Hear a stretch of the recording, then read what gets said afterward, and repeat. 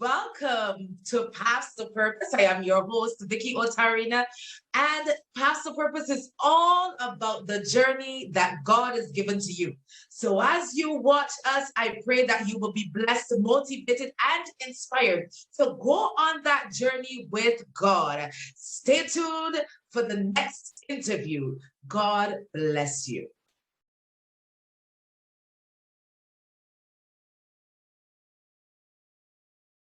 Welcome once again. Today we have with us Dr. Jabulile Msimango-Galawe, a South African. We are going to be talking about the business journey and a little bit about how you can achieve your business dreams in 2022. I'm just going to tell you a little bit about Dr. J.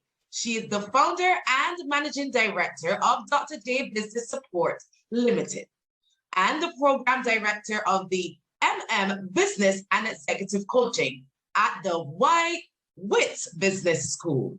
She is an entrepreneur, statistician, business coach, mentor, facilitator, public speaker, researcher, and senior lecturer.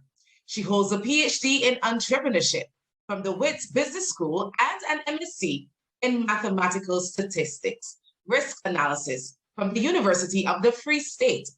She has about 20 years of working experience, including approximately 10 years spent in the entrepreneurship space and another in the corporate space. Thank you, Dr. J, so much for joining us. Thank you, Vicky, for having me, and lovely to meet you. You are most welcome. Tell us, how is it over there in South Africa? Oh, we are in summer here.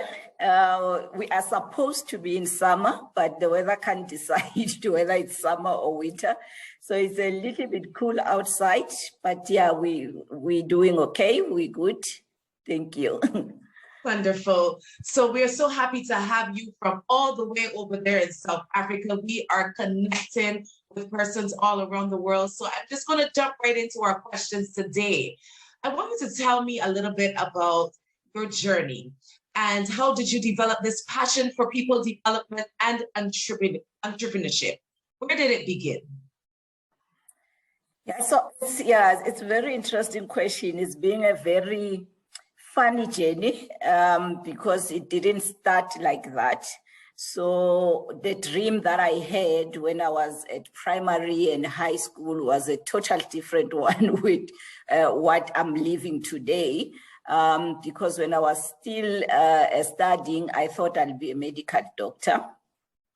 And because of some things that teachers were promoting at the time, that if you kind of like the clever student, then you go to the sciences and then you become the medical doctor and all that. But it was not meant to be. My results were not good enough for me to be a medical doctor. So when I got to varsity, I ended up doing BSc, but with the hope that I will move from BSc second year and become the medical doctor. It didn't go well, so I had to complete my BSc, but I'm happy that it did. When I look back now, connecting the dots, I'm happy that it didn't, because I think I was going to get bored. I'm enjoying what I'm doing now. So I ended up doing my master's in statistics, and my first year as a working professional, I started as a statistician. So that's how the journey started. Wow, interesting.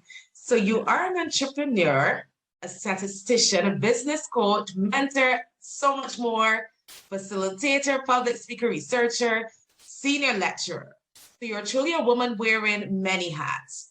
Was it always a dream to be wearing so many hats? I know you moved into the statistician field, the entrepreneurship field, but was it always a dream? Was it always a dream when you did come into that field or really started into that field?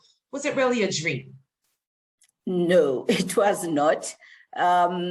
It's as I said, it's like it evolves. You get exposed to things, you like certain things, you see certain opportunities, and then before you know it, you've because we have broadened your skills, you've broadened your opportunities, and then you find yourself doing multiple things. But when I started, I never thought that I will be doing such a lot of things at the same time. Wow. So how important has it been to be exploring your truest potential? How important has that been over your life to becoming who you are today? I think it's been very important, because what happens is that if you are not operating at your best, or if what you're doing does not bring the best out of you, you don't feel fulfilled. You might get the money, get a big salary, but if you are not where you feel fulfilled and you are at your best, then you're not going to be happy. And I think for me, in my journey, I've been always seeking my passion, looking for something that I can do, that I'm passionate about, that when I wake up in the morning and do it, I'll get excited about it. And I find out that I don't have only one passion. I've got a lot of them. But if you look at them, most of them, they all fall under the umbrella of people development and entrepreneurship. So that's how it all evolved. You do one thing, you develop a certain skills, then now you're able to do another, and then you keep doing that. And before you know it, you've got all these different things that you are doing. Okay, so let's talk about your role as a business and executive coach. What do you do, and how do you help individuals and businesses? Wow, that one is a big one. It's one of the things that I found really helps a lot. So, like as I was saying, that in my journey, I was always looking for something I'm passionate about, something where I can give my best. And what I found is that some people, they are not operating lower than their best, not because they don't want to, but they don't know how, and they don't know how to search for that within themselves. And what coaching really has brought for me is to help people to be their best. And how it started from my first business. When I had my first business, I ran it for about 6 years, and it failed, and it was very sore. And after that, then I went into this journey of trying to really find out, why did that business fail? Am I that stupid? And I had a lot of questions. And then that's when I did my PhD. And then after that, I started having this thing that if maybe when I was running my first business, I had somebody that was coaching me, I had somebody that could mentor me, that has walked the journey, some of the mistakes that I made, maybe I wouldn't have made them. As much as I appreciate them now, I think I needed those mistakes and those failures, but some of them, I think maybe I would have minimized them if I had a coach. So what I'm trying to be is to be that person that I wish I had to other people, so that they don't have to experience exactly the same thing that I'm experiencing. We promote failure in entrepreneurship. We say, don't be scared of failure, go and fail, but fail fast and move on. But you need that person who will coach you, who will make you feel comfortable with the failure, who will tell you it's okay, it's part of the journey. But I didn't have that. And I beat myself for a long time as to why did I fail? Why didn't I do 1, 2, 3, 4, 5? So that's what I'm trying to do. I'm trying to be that coach and that mentor, especially to entrepreneurs and women, so that they don't have to experience some of the things that are not necessary if you've got somebody that can support you. Beautiful. I agree with that. So you say iceberg model is my model.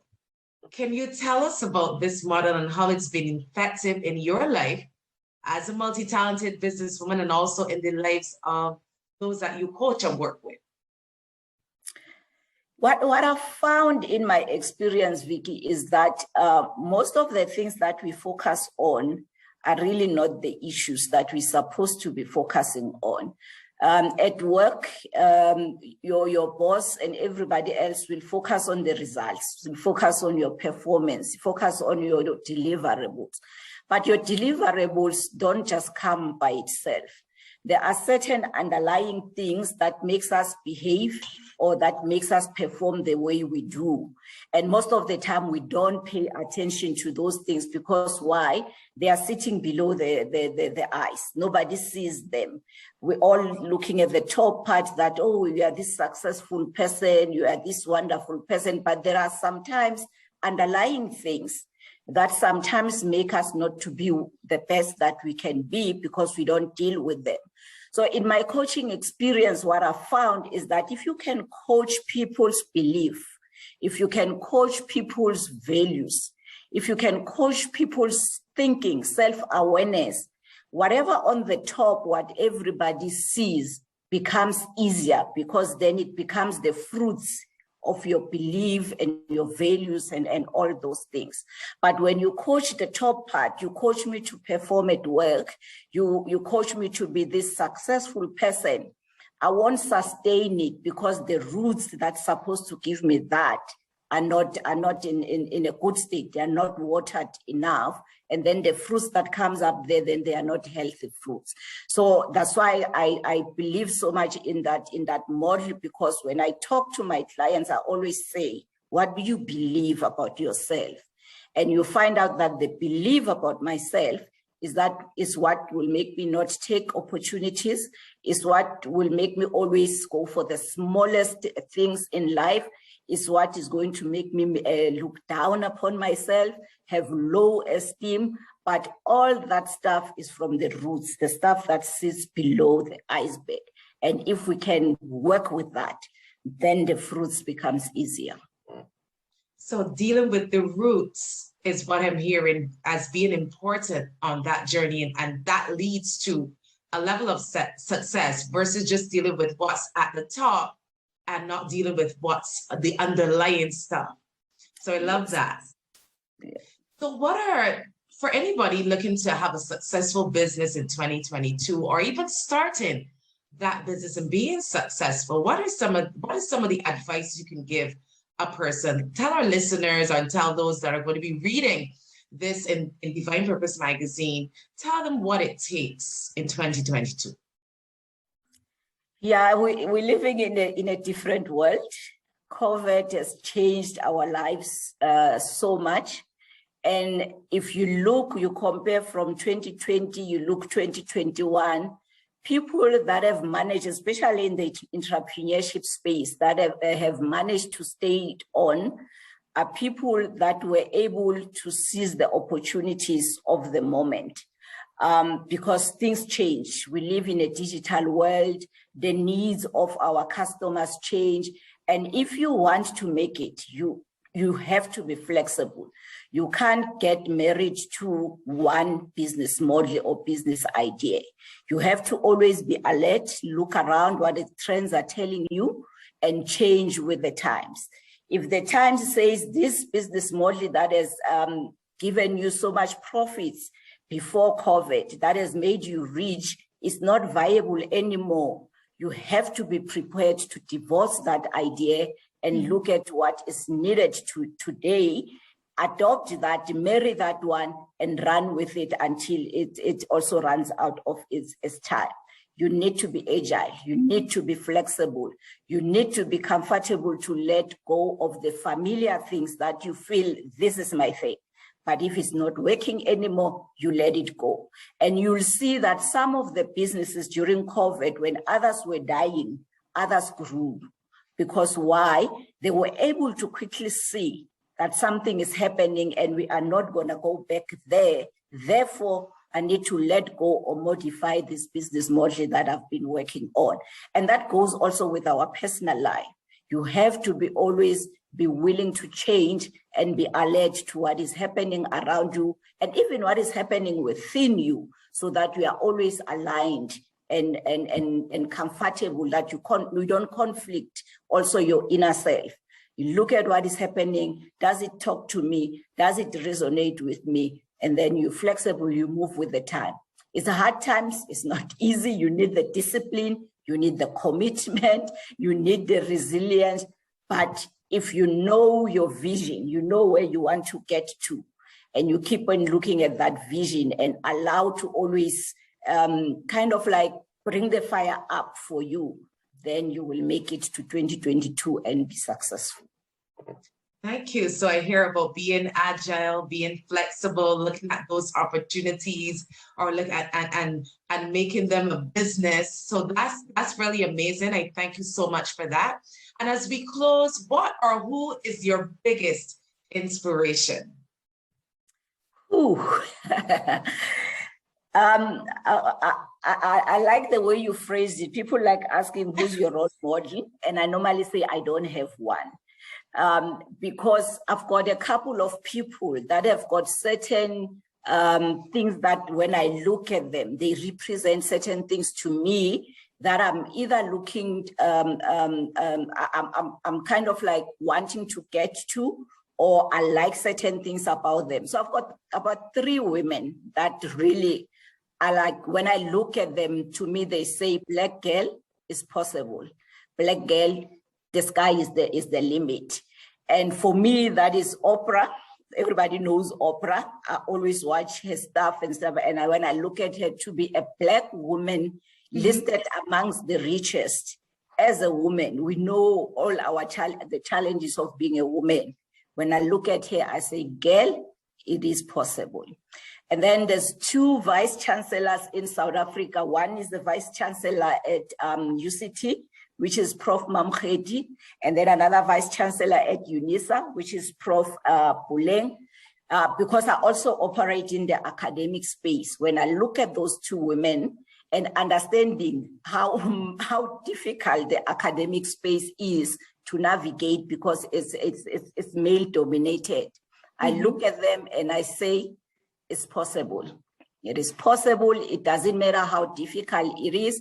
Even if you want to get in an industry that is male dominated, the fact that you can see women that are like you, it makes you feel it is possible.